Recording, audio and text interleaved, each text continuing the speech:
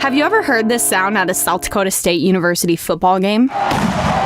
It's a cannon that fires each time SDSU scores. The PAC-75 cannon was brought to campus by Russ Chavez, who also goes by Smoke. He is the Director for Veteran Affairs at SD State. Smoke is here to speak about the cannon and more about Veteran Affairs. Thank you, Smoke.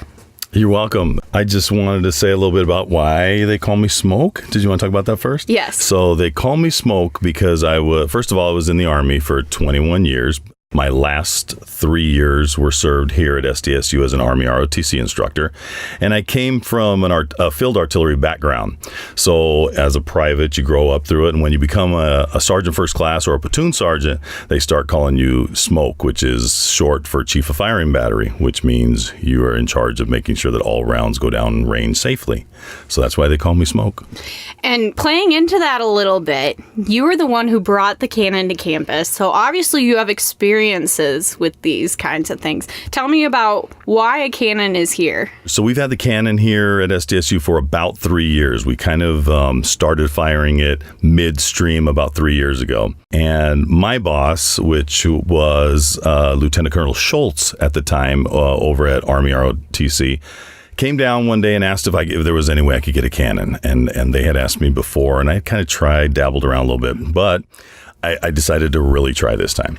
And so I called a few people that I know at Fort Knox, Kentucky, and there were 2 cannons available. One of them was already spoken for, and actually the other one was even spoken for. The one that we have today was spoken for. NDSU was supposed to get this cannon. And what happened is they didn't have authorization to shoot it inside the dome.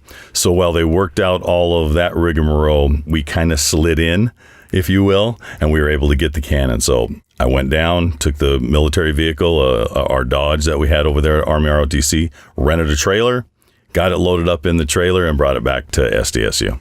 And even though you explain that process, it's not as smooth as it sounds. Not even close. Tell me about that complication a little bit. Yeah, you're exactly right. So yeah, it comes out smooth and in a 1-minute blurb. However, I mean, we're talking about emails back and forth. That's my cannon. That's not your cannon, vice versa. For weeks, and we're working on it. We're trying to make it happen. And then just signing for pieces of equipment like that in the military just doesn't happen that quickly. But yeah, from the time of I'm dreaming of a cannon to shoot, because there are a few other universities. Mizzou has a cannon, and I kind of used them as a model of, okay, what are you guys using? What do we do? Even the arrangements of bringing that cannon onto campus was not an easy feat, because we kind of went down there and started bringing it back with what I thought was permission to bring it onto SDSU. However, there were a few law ramifications that we needed to go through before that. So we actually kept it at, and I wish I could think of their name, they're right across the interstate, and they modify and they do a lot of work with metal and whatnot, a metal shop. We took it over there, and they were very accommodating. I had talked to them prior to ever leaving down to Fort Knox, came back, realized that we weren't supposed to bring the cannon on campus yet. So I called my good buddies over there, and they said, yeah, sure, we bring it in. They were going to have to do modifications for it anyway, because it is a PAC-75, which means a 75 millimeter shell is what it fires. So you have to modify that so that a 10 gauge shotgun shell will fit in the center of what used to be the size of or still the size of a 75 millimeter shell. So you put that in there, and then it fires. Sounds like big boom, but it's really a 10 gauge shotgun shell. That's a blank, so it doesn't even shoot anything out of the end of it. So when you're talking about how it fires blanks, who's on the other end running these things? Because it's not you. Here's what we did. When we first got it to campus, I'm a 13 Bravo, that's field artillery or a cannon crewman. So I was most well-versed to get that thing up and running. And it was in good condition. The guys that put it back together, refurbished it and did everything to it. It was ready to go. These weapons are inert. In other words, they couldn't fire a 75 millimeter shell if you had one. We talked to the safety personnel, Jamie Trigstead and a few others here on campus, and we kind of worked it out. What makes sense? Who's authorized to fire it? How? When? What's the certification process and whatnot?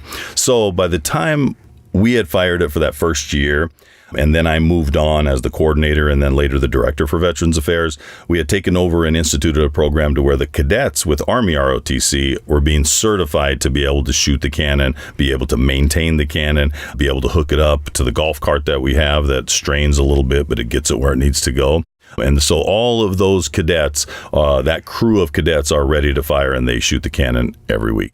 So as the director of Veteran Affairs and with these cadets who run this cannon, you kind of have a little bit deeper connection with them through the VARC and stuff like that. We do. An Army ROTC cadet is going to be a lieutenant. So they're going to school and they're going to be a lieutenant. They're receiving their training to also be a lieutenant in the United States Army, a lot like the Air Force ROTC also. All of the cadets, Air Force and Army ROTC, are authorized to use the VARC, if you will, the Veterans Affairs and Resource Center is what we call it, the north side of Brown Hall. They're able to utilize the VARC. They can tap in. It's a 24/7 access. We got computers. We've got printer capabilities over there. So if they got something they need to print off, we got a big screen TV. They can go in there and relax. They got a nice relaxing area. I always have coffee ready. And then our offices are locked after hours, but our offices are connected to it. So it makes it a lot easier than when we had it in Spencer and the lower level of the Union also. It's just a much more user-friendly facility right now. So not only do you have that facility, but you also have programming for these students as well. Tell me a little bit about that. We do. And we could take up like 3 podcasts and talk about all of the programming that we do. But just a little bit of what we do. We have a veterans reading and writing group. This semester, they're reading The Fobbit and sponsored by the English department. Amber Jensen does a bang-up job. She's the one that comes, facilitates. We give the veterans some food, we feed them and read a little bit. And then just the vast amount of experience that we have in that room. We have combat veterans, we have non-combat veterans, we have regular veterans, we have some dependents that come. And we got some older veterans. It just depends. Even some of the community members from the VFW and the Legion come out and participate in some of these programs. One of the other programs that we're very proud of is the Armed Forces Association, the AFA, which is veterans, dependents, or service members, community members that can be part of this and do some volunteer work. We move forward. We push things for veterans to have a better way of life and convert a little bit when they're here on campus. Horses for Heroes, we do. This is the second year of Horses for Heroes, and talk about a great program. We are collaborating with the Animal Science Group over there, and they are just fantastic. Get us horses. We got about 10 veterans that show up every Thursday. We're trying to grab on and hang on to this good weather that we have. We've done everything from just learning, that's a horse, go get it type stuff, and bring them in, walk them into the stalls. If I'm the most experienced rider and I'm one of 2 in the group, we have problems. So we got brand new people and we got brand new programs that we're doing. They've taught us how to do tacking, which I learned this year is actually putting the saddle and stuff on. They have words for it. We did bareback riding. We did massage therapy for horses, which I had no idea was a thing. So we do really have some good, solid programming that we do. We have a veterans retreat that we're doing for the second time this year in January. We go out for 4 days, snowmobile riding with the Game Fish and Park. They have sponsored, along with the snowmobile organizations in South Dakota, stuff that we can do, and they're paying all for that stuff. So we got some great programming happening. We just got through the Wounded Warrior golf tournament that we had this year. That was the first time we did it. Raised $6,500 for Wounded Warriors, and that takes care of some people. Connie Johnson is a Wounded Warrior and a Purple Heart recipient in our office, and she's used the Wounded Warrior program quite often. They take them on trips. They do some therapy with them. There are really some fantastic programs out there. That's really great hearing about all those programs and serving those students. But not only do you have those, you have a really big kind of show presentation coming up here, November 3rd, the Military Appreciation Game. What can people expect to see at that game? So every home football game, we present the Napa family of the game. And these are families that are either suggested to us by other military families or other families in the community, or we choose them. We always have a military appreciation game. So on this one just happens to be on the 3rd of November, leading into Veterans Day the following week.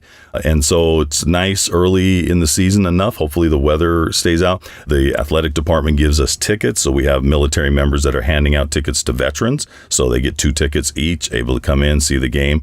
We have a military family of the game.